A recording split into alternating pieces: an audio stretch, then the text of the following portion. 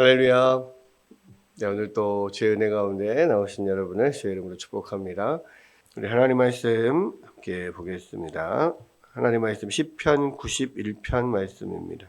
예, 우리 다 같이 합독하겠습니다. 시편 91편 1절부터 16절까지 합독합니다. 지존자의 은밀한 곳에 거주하며 전능자의 그늘 아래에 사는 자여, 나는 여호와를 향하여 말하기를 그는 나의 피난처요 나의 요새요 내가 의뢰하는 하나님이라 하리니, 이는 그가 너를 새 사냥꾼의 올무에서와 심한 전염병에서 건지실 것이미로다. 그가 너를 그의 깃으로 덮으시리니 네가 그의 날개 아래에 피하리로다. 그의 진실함은 방패와 손방패가 되시나니 너는 밤에 찾아오는 공포와 낮에 날아드는 화살과 어두울 때 퍼지는 전염병과 밝을 때 닥쳐오는 재앙을 두려워하지 아니하리로다. 1000명이 내 왼쪽에서 10,000명이 내 오른쪽에서 엎드러지나 이 재앙이 내게 가까이 하지 못하리로다. 오직 너는 똑똑히 보리니 악인들의 보응을 네가 보리로다. 네가 말하기를 여호와는 나의 피난처시라 하고 지존자를 너의 거처로 삼았으므로 화가 내게 미치지 못하며 재앙이 내 장막에 가까이 오지 못하리니, 그가 너를 위하여 그의 천사들을 명령하사 내 모든 길에서 너를 지키게 하심이라. 그들의 손으로 너를 붙들어 발이 돌에 부딪히지 아니하게 하리로다. 네가 사자와 독사를 밟으며 젊은 사자와 뱀을 발로 누르리로다. 하나님이 이르시되 그가 나를 사랑한즉 내가 그를 건지리라. 그가 내 이름을 안즉 내가 그를 높이리라. 그가 내게 간구하리니 내가 그에게 응답하리라. 그들이 환난 당할 때에 내가 그와 함께하여 그를 건지고 영화롭게 하리라.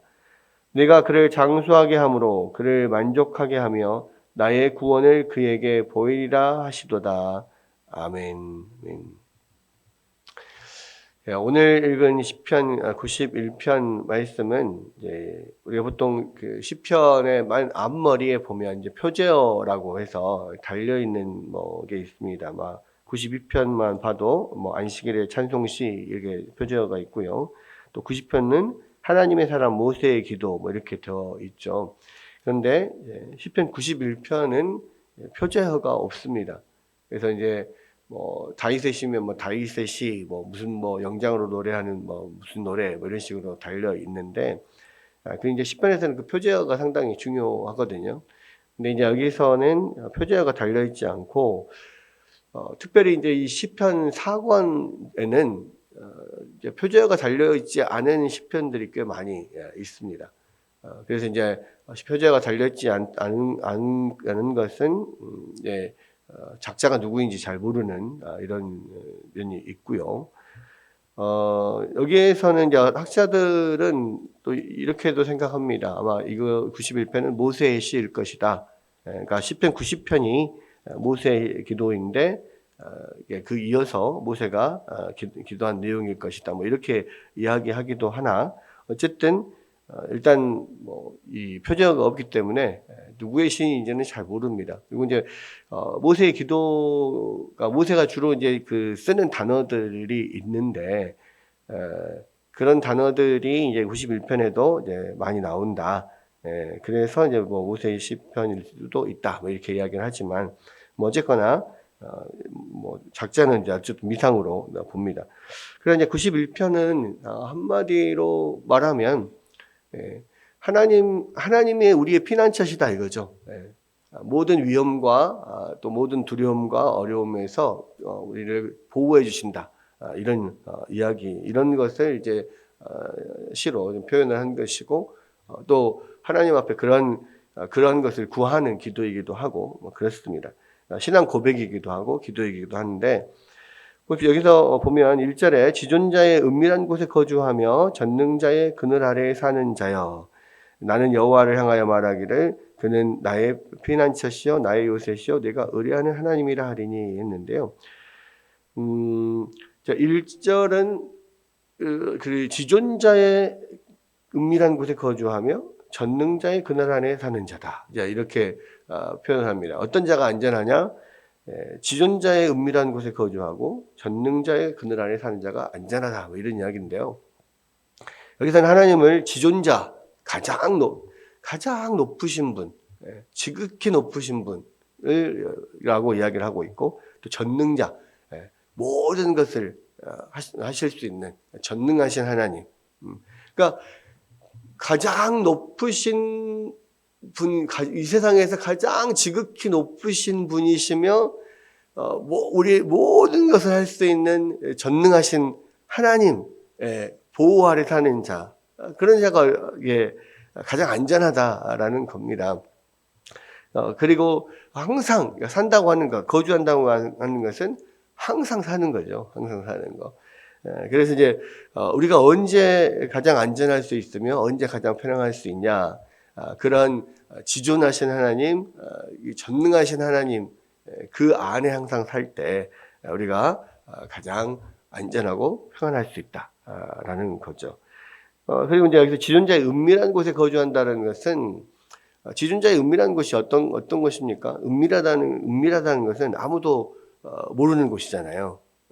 아무도 모르는 곳, 나와 하나님밖에 모르는 곳. 그곳에 항상 거주하는 사람. 이 세상에 그런 곳이 어디에 있겠습니까? 오직 나와 하나님만 아는 곳. 그냥 정말로 장소적인 의미에서는 그런 곳은 없죠.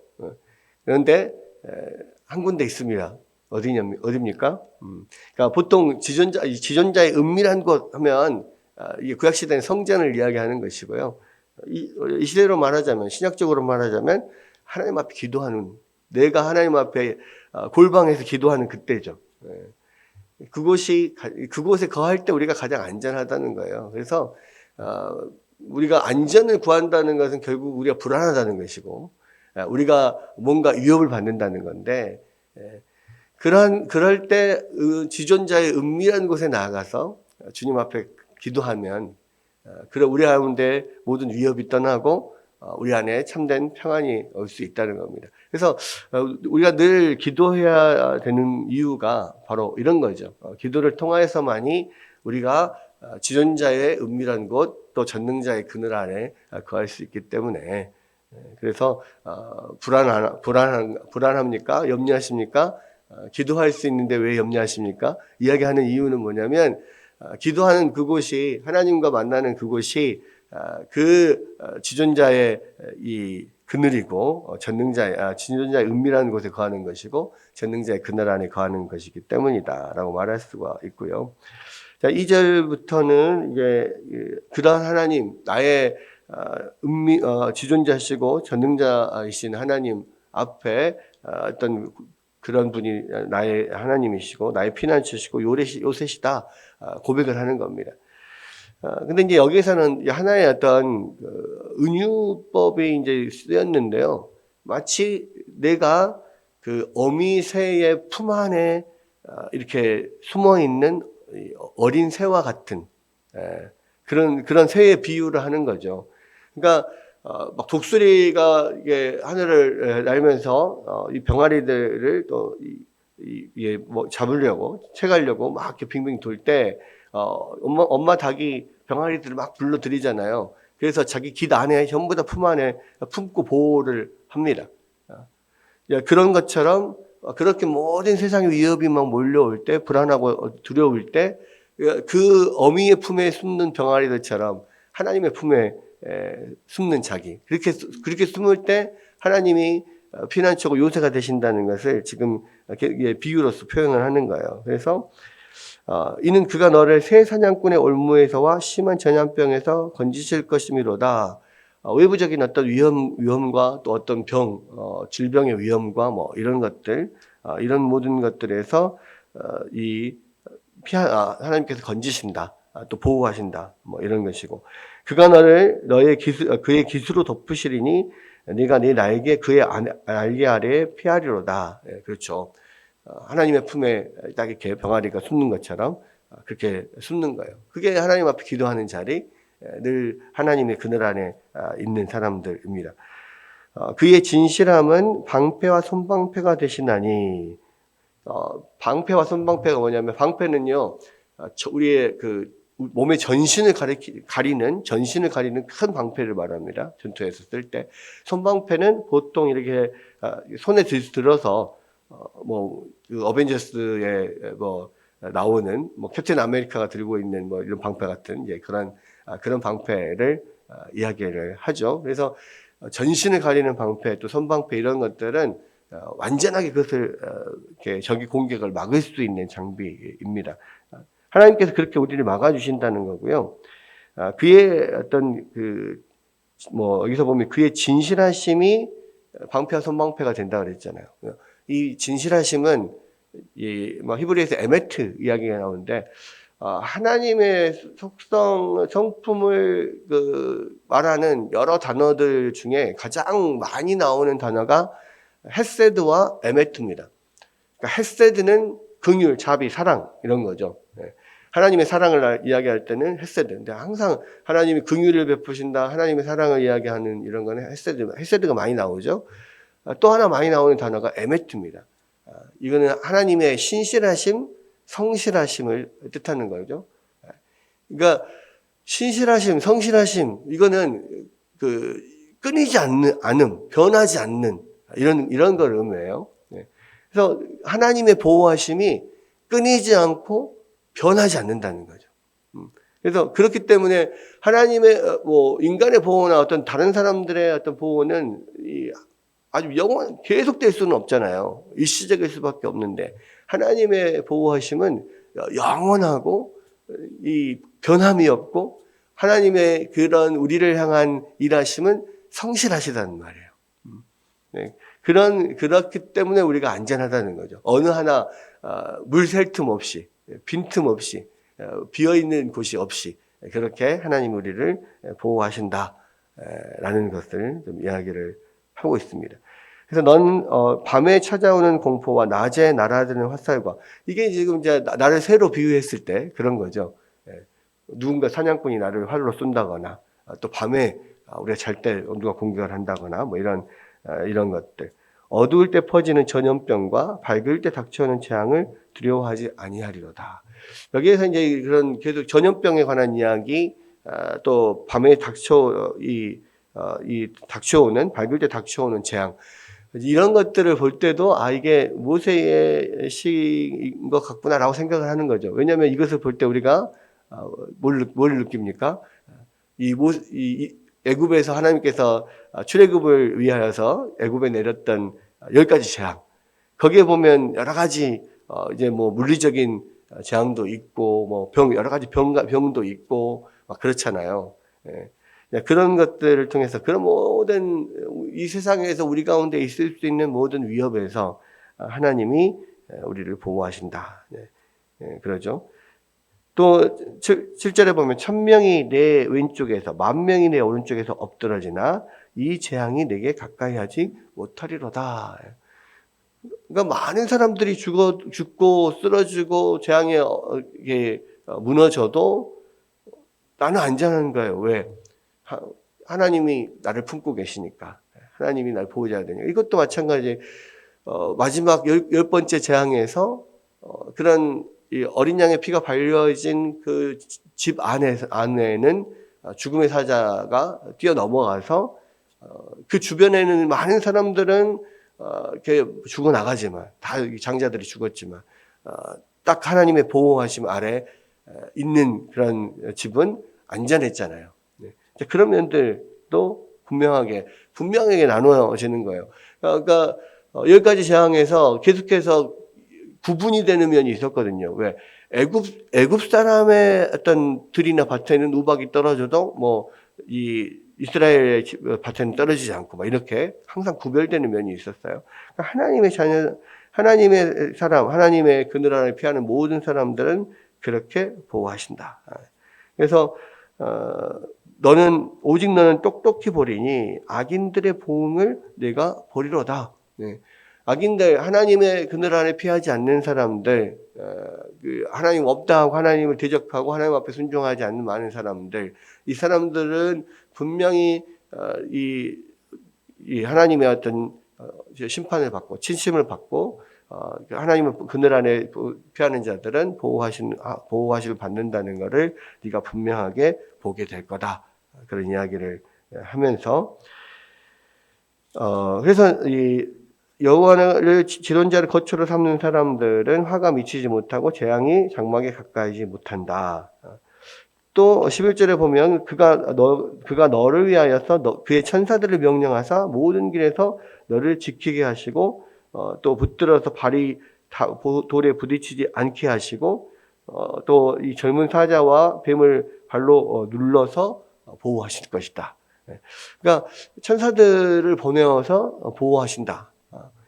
이것도 사실 이제 이 하나님의 천사들의 보호가 얼마나 강력하냐면 여러분 그러니까 실례로 생각할 수 있는 게 소돔과 고모라 성을 멸하실 때 여러분 창세기에서 소돔과 고모라를 멸하실 때 천사 몇 명을 보냈습니까? 천사 2명이 가요.